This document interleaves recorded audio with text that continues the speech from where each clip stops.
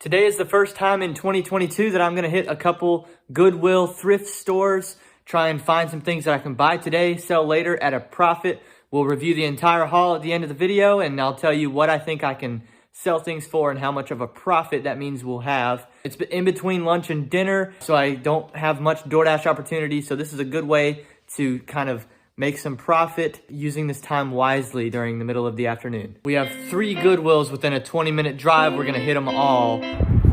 Goodwill number 1. Let's see what we got.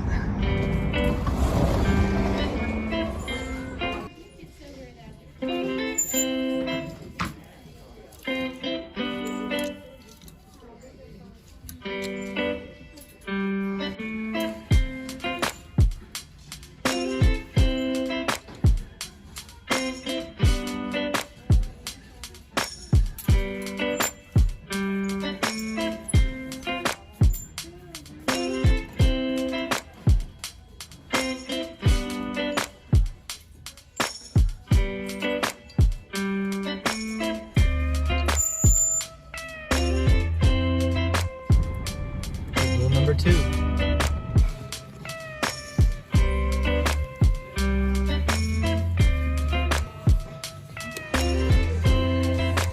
Goodwill number 3. I had a couple pieces too heavy and bulky in the 3rd Goodwill to get good shots of me while I was shopping. So, but hey, we're on the way home and we'll review the entire haul momentarily. The first point of order, the $9.99 white chair, the $3.99 clothing rack, and the $6.99 brown stool. This is where I realized on the receipt we paid twice for that brown stool, so that ends up being $14. That's fine. These are not resale items. We are keeping these for ourselves. Basically, these aren't being resold. We're taking these out of the cost because they won't be sold at a profit. That leaves us with these 2 pairs of men's Levi jeans, this Carolina Gamecocks t-shirt, and this Carolina Panthers pillow. Oh, and this manual treadmill. $9.99 on the receipt. At this store we bought 4 shirts, 4 sweaters. The 2 potato heads cost 99 cents together. The Eeyore was $1.99. 2 pairs of shoes and $4.99 for this small pet crate. Finally, a pair of pajama pants, a jacket, 3 more pieces of clothing, and 3 more pairs of Levi jeans. Let's talk about what I'm listing these items for, what kind of return on investment I think I can get. Let's start with the pet crate because we don't have to speculate on what it's worth. It's already been sold. This one's already got a buyer. We're gonna set it outside the front door for porch pickup.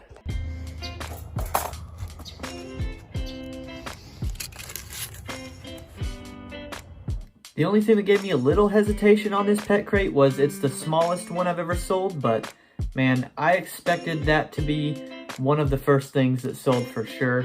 Those things sell in a flash every time.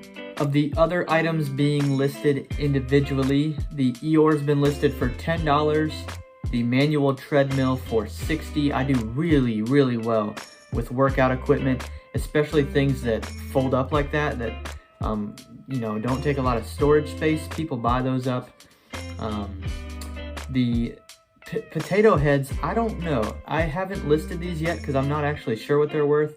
I bought them because there were $1 for both of them and I can afford to lose $1. But in the back of my head, maybe I'm going crazy, but I thought that there was a day where potato heads had resale value over the internet. Maybe not.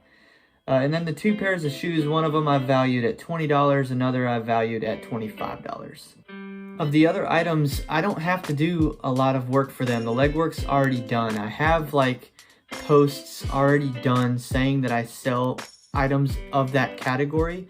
So I just keep stacking inventory and things in different sizes. And then I can just add it to my inventory and not actually create a separate post for each, you know, piece of clothing.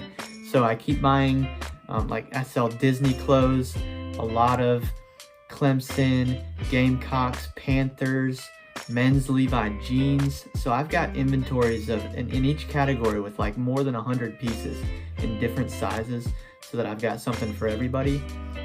I've been at this for a year.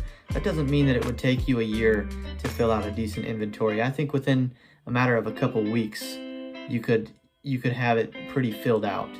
But go for things that you know. It makes a heck of a lot of sense for me to sell local sports teams and university hoodies and t-shirts and men's Levi jeans, things like that. Your target categories might look a little different than mine. That's fine. I keep my pricing very simple and consistent. $10 for t-shirts and polos, $20 for hoodies and sweatshirts and jerseys if I ever get those. $20 for each pair of Levi jeans. Now I might do like a 3 for $50 type deal. And then like stuff like the pajama pants and the Panthers pillow you saw me buy, those were just, $1 for the pillow and a couple bucks for the pajamas. I might throw something like that in for free if a customer is gonna spend 50 or 80 bucks with me or whatever, just to make a sale happen that might not have happened if I hadn't thrown that in for free. So I might not even sell an item like that necessarily. You might hear that and think that some of the items I'm selling I've priced too low, and I might agree with you. I might, if you really did this to maximize everything, then you can sell everything individually, and maybe for each hoodie you could get 30 or 35 bucks. I'm willing to take 20 because to me, speed is the name of the game in the flip sale hustle.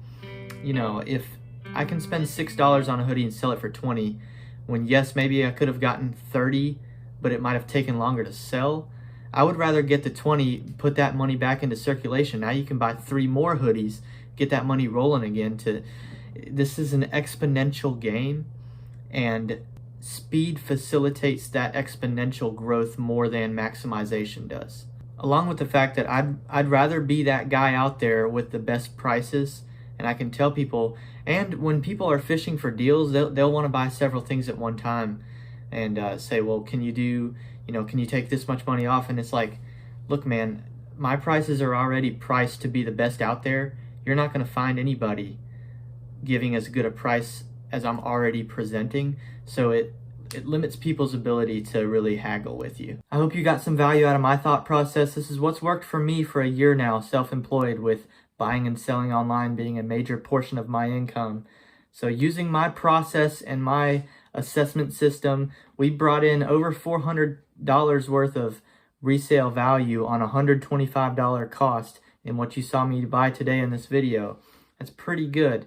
My advice would be take good pictures, communicate professionally and effectively over social media with potential customers, and it's just a matter of time before the stuff actually sells. But for that $400 of resale value to materialize, I've already done 90% of the work. Thanks for watching. I hope you enjoyed the video. Be sure to comment with any questions you have.